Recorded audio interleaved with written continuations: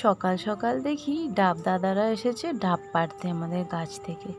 তো এখানে কিছু ডাব পাড়া হয়েছে, আর আমাদের এই ডাব গাছের ডাবগুলোর জল খুব মিষ্টি, জানো বন্ধুরা, খুব সুন্দর খেতে।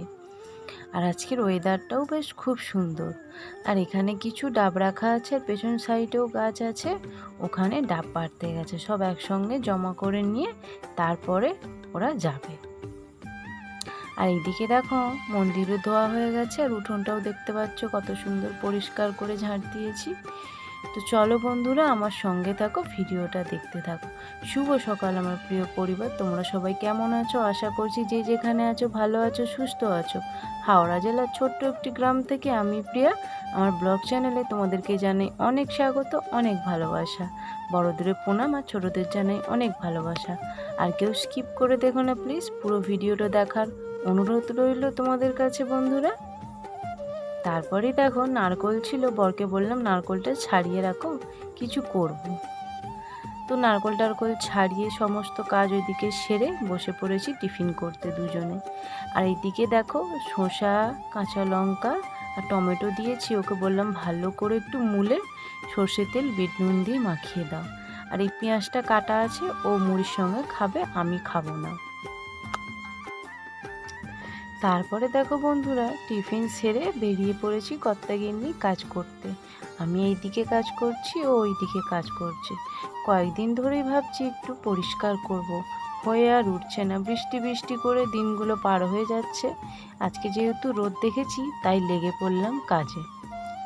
আর অনেক পরিষ্কার করা হয় জানো, বর্ষার জল পেলে আবার দেখি হয়ে যায়। আর আমাদের এই ঘরের মাটিটা খুবই সুন্দর, যেই গাছই লাগাও না কেন তুমি, খুব সুন্দরভাবে গাছটা হয়ে যায়। হাতে করে এরমভাবে ঘাসগুলো ছিঁড়তে না প্রচুর কষ্ট হয়, হাত ব্যথা হয়ে যায়। এবং হাতের যে নখগুলো আছে, নখের দুই সাইডে যেন কিছু কিছু ছাল উঠে যায়, আমার প্রচুর ব্যথা হয়। অনেকটাই তো পরিষ্কার করতে হলো হাতে করে করে, সেই কারণে হাতটা, নখের সাইডগুলো খুব ব্যথা হচ্ছে আমার। তারপরে দেখো ওই সাইডটা পরিষ্কার করে আবারও চলে এলাম এইদিকে। আর কেমন রৌদ্র উঠেছে দেখেছো, প্রচুর রোদ উঠেছে। ঘরবাড়ি পরিষ্কার রাখতে, আশেপাশে পরিষ্কার রাখতে কার না ভালো লাগে বন্ধুরা বলো? প্রত্যেকটি মানুষেরই ভালো লাগে। কিন্তু যত পরিষ্কার করা হয় তত এরা উৎপন্ন হয়। কিছু করার নেই, এরা তো আগাছা, এরা উৎপন্ন হবে। এদের তো এটাই কাজ, এরা উৎপন্ন হবে। আরও বৃষ্টির জল পেলে এরা আরও উৎপন্ন হয়ে যায়। তো কিছু করার থাকে না, সবাইকেই পরিষ্কার করতে হয়। বাড়িতে থাকতে গেলে বাড়ির পরিবেশটাকে পরিষ্কার পরিচ্ছন্ন রাখাটা সবারই উপকার এবং সবারই ভালো। তার থেকে অনেক সাপ খোপের দিক থেকে অনেকটা মুক্ত থাকা যায় বলা যায়।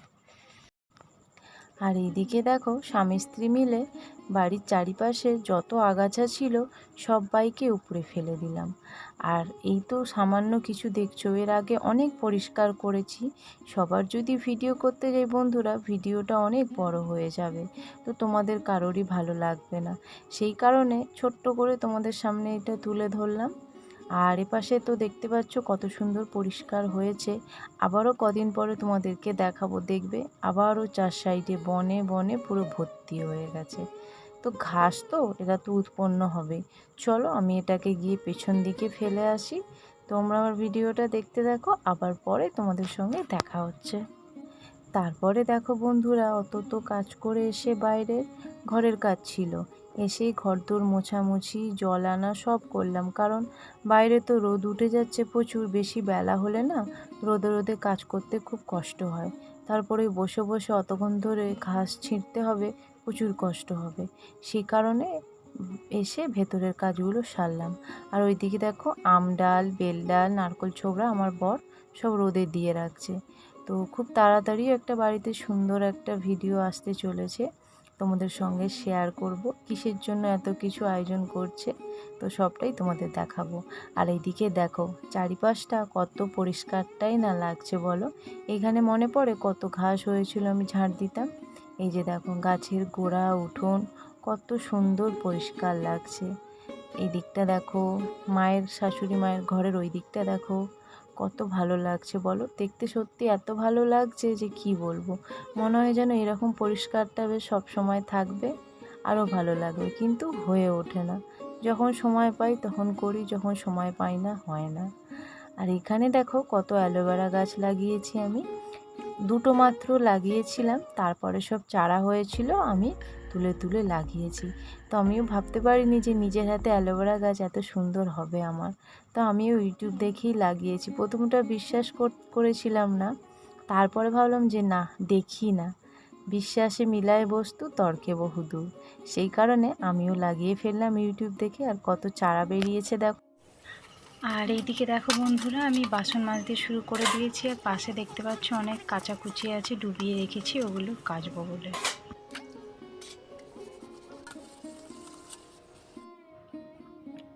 তো বন্ধুরা দেখতেই পাচ্ছ অবস্থা আমার, এত রোদ উঠেছে আজকে যে কি বলবো তোমাদেরকে।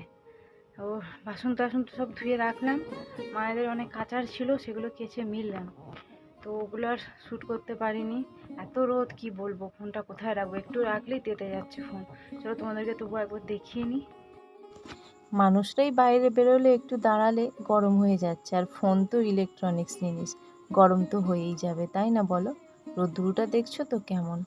আর এই যে দেখো চারিদিকটা একদম রোদে যেন ঝলমল করছে, বেরোনো যাচ্ছে না বাইরে। আর এই যে এই সাইডে দেখো অনেক কিছু কেচেছি, মেলা আছে। এই সামনে দেখো নাইটি, কাপড় টাপড় সব, আর ওই যে দেখো ওই সব বাসনপত্র সবই মেজেছি। পেছন থেকেও এখনো অনেক কিছু মেলা আছে। তো রোদ থেকে ঘরে এলে যেন চোখ মুখ যেন ধোঁয়া ধোঁয়া অন্ধকার হয়ে যায়, কিছু দেখা যায় না। চলো বন্ধুরা, আবার পরে দেখা হচ্ছে তোমাদের সাথে। কেমন শরীরটা ভীষণ দুর্বল দুর্বল লাগছে, মানে এত গরমে তো আমার কষ্ট হয় প্রচুর। চলো আবার পরে কথা হচ্ছে, কেমন। তারপরে দেখো বন্ধুরা চান সেরে এসে পুজোটা করে নিলাম।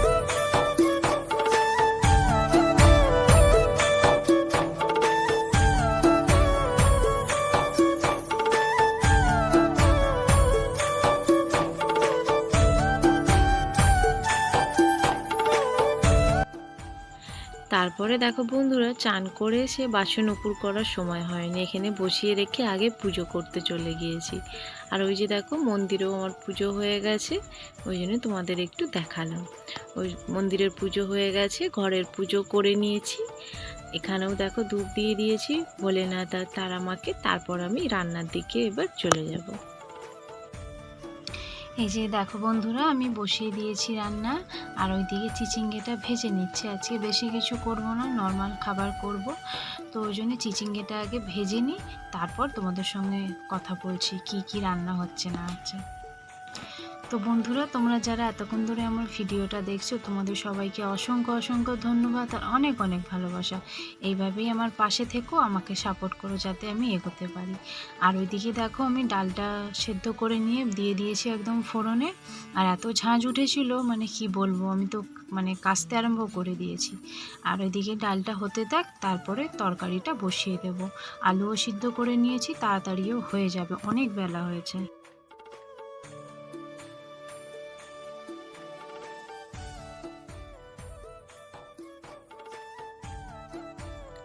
আর এইদিকে দেখো বন্ধুরা, আমার ডালটা হয়ে গেছে, আমি ডালটা নামিয়ে নিচ্ছি। দেখো এরপরে তরকারিটা বসিয়ে দেব।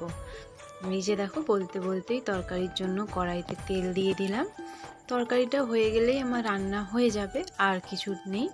আর ভাতটা এখনও বাকি আছে, ভাতটা শুধু হবে, ভাতটা হলে হয়ে যাবে।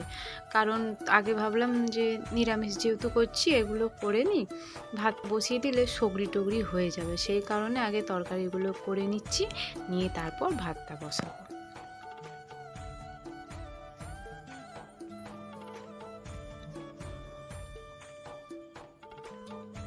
আর এইদিকে দেখো টমেটো সমস্ত কিছু মশলা দিয়ে একটু টমেটোটাকে ভালো করে কষিয়ে নিচ্ছি।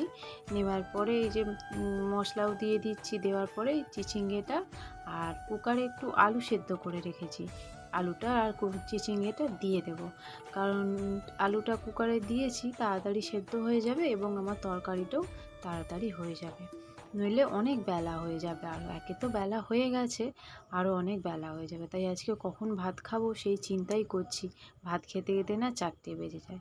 এই যে দেখো আলুটা সেদ্ধ করা ছিল, নিয়ে নিয়েছি। এবার কড়াইতে দিয়ে তরকারিটা বসিয়ে দেব। তারপরে দেখো তরকারি আর ডাল হয়েছে বলে বর বলল একটু কিছু ভাজাভুজি করো না, ভাত দিয়ে খেতে ভালো লাগবে। আমি তখন ভাবলাম যে বাড়িতে তো একটু কুমড়ো আছে, তাহলে কুমড়ো আর একটু আলু দুটোই ছুলে নিয়েছিলাম, ছুলে নিয়ে বেসন দিয়ে ভাবলাম একটু বড়া করে নিই, মিষ্টি মিষ্টি খেতে ভালো লাগবে, গরম গরম মুচমুচে হবে, খেতে ভালো লাগে।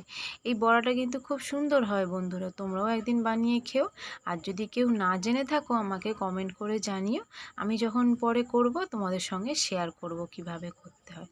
আর তোমরা যারা এতক্ষণ ধরে আমার ভিডিওটা দেখছো বন্ধুরা, তোমাদের সবাইকে অসংখ্য অসংখ্য ধন্যবাদ আর অনেক ভালোবাসা।